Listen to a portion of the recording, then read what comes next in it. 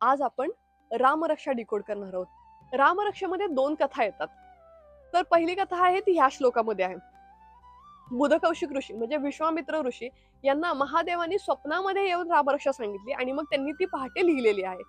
कुठलेही मंत्र आहेत ना ते प्रत्यक्ष नेहमी महादेवांपासूनच निर्माण होत असतात. जे कुठलेही मंत्र असतात, ते जे ऋषी असतात त्यांना द्रष्टा असे म्हणतात. ठीक आहे, कारण की त्यांना ते मंत्र दिसतात. निर्माण करणारे आहेत ते महादेव, आणि महादेव आहेत त्यांचे इष्ट आहेत राम. त्यामुळे त्यांनी केलं हे रामरक्षा कवच अत्यंत स्पेशल आहे. गोष्ट येते ती ह्या श्लोकामध्ये. पार्वती जी आहेत ना त्या विष्णू सहस्त्रनाम करत असतात. एक दिवशी महादेवांना जेवण हवं असतं आणि त्यांचं विष्णू सहस्त्रनाम झालेलं नसतं आणि त्यांना उशीर होणार असतो.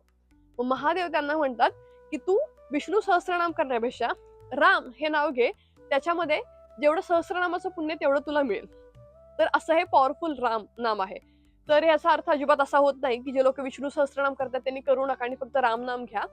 तर याचा अर्थ असा होतो की तुम्ही करत असाल आणि एखाद्या दिवशी तुम्हाला नाही जमलं तर तुम्ही राम नाम घेतलं तर तुम्हाला तेवढंच फळ प्राप्त होणार आहे, तुमचा भाव मनामध्ये तसा असेल तर. याचा पुढचा पाठ येतो तर ध्यान. ध्यान म्हणजे आपला परमेश्वर कसा दिसतोय याचं व्हिज्युअलायझेशन करणं, हे या श्लोकामध्ये दिलेलं आहे.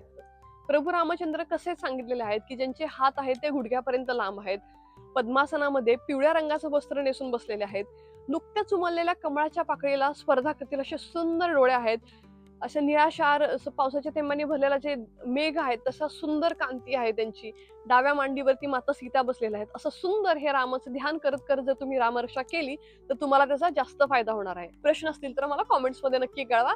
जय श्रीराम.